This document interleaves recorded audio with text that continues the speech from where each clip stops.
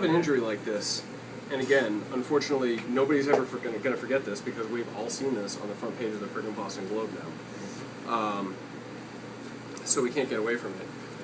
And we can't say it's not realistic. People had asked me before, well, you're not going to see an injury like this, really stateside. This is more of a battlefield type injury, right?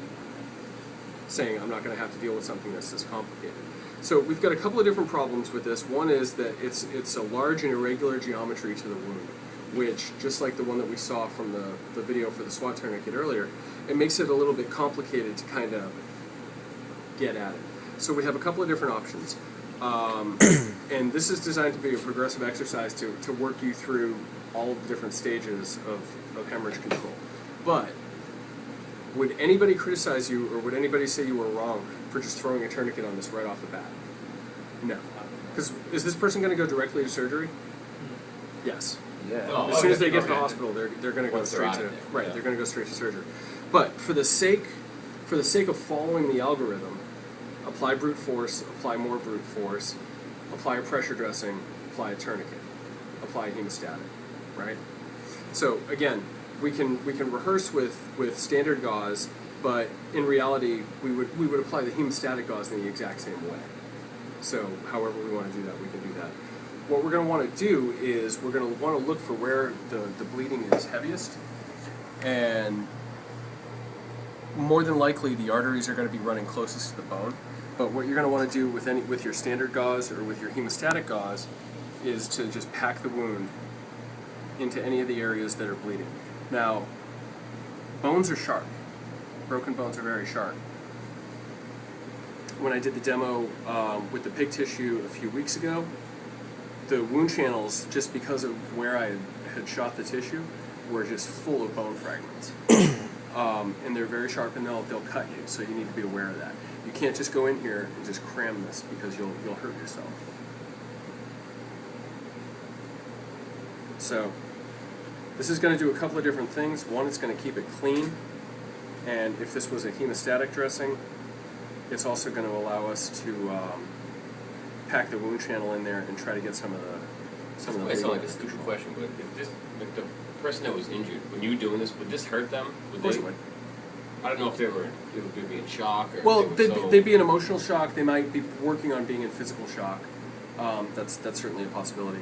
So, applying direct pressure inline into the wound and trying to get the hemostatic powder to take up the bleeds. So, can I have that large dressing, please? So, from here, we would take a large pressure bandage.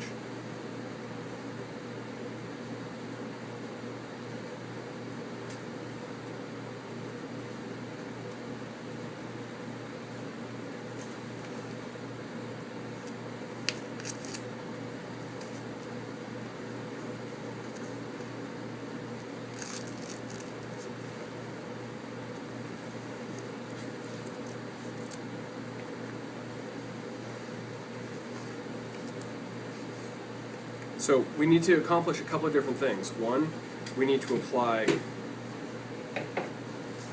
circumferential pressure around the wound, but we also need to be applying axial inline pressure into the wound channel itself, because we need to keep the dressing material, the bulky dressing that's in there. We can't just squeeze it down this way, we need to press it in this way, right? So, every once in a while when we're throwing turns on this way, we can throw a turn on this way.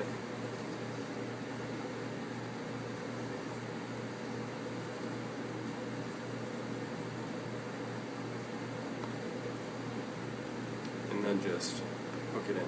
Now, if after a little bit of time, I realize that this isn't quite getting it done and that this is still seeping blood and it's still leaking, then you can move on to something like a SWAT, which, again, one of the reasons why I like these is because it's an excellent adjunctive tool. They're cheap, they don't take up much space, and you get kind of a lot of mileage out of what you can do with them.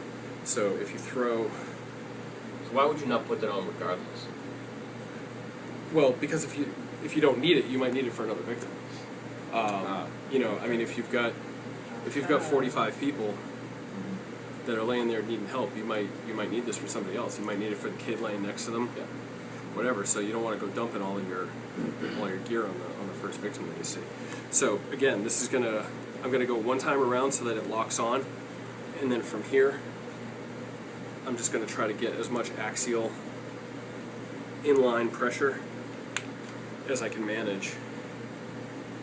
And meanwhile, I'm screaming and fighting. Punching in the face. Punching in the face. Yeah. Oh, you can handle that.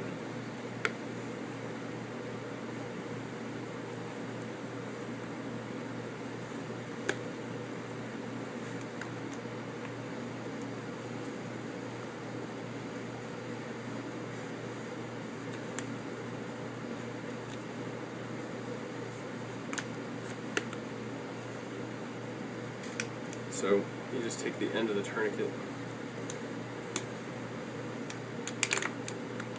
and tuck it under,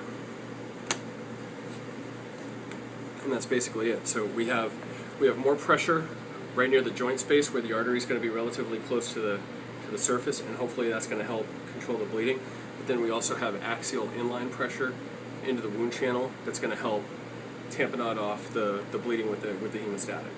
Now, if after all of that, or if, say, this didn't have a hemostatic in it, but you packed the wound channel with standard gauze, applied the initial bandage, applied the pressure dressing on top of that, if all of that failed, what's the algorithm? Apply direct pressure, apply more direct pressure, apply a tourniquet, apply hemostatic. So if you had to, at this point, you can then take your standard tourniquet, run it up as high into the groin as you can.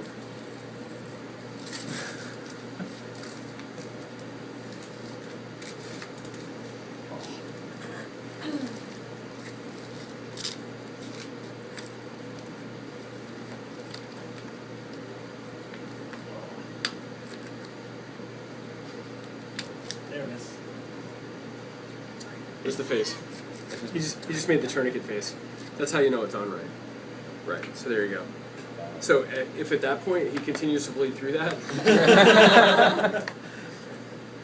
if at that point he keeps continues to bleed through that, then you've done I mean you've done the best you can. But the goal of this class, there's a couple of goals, but one is to give you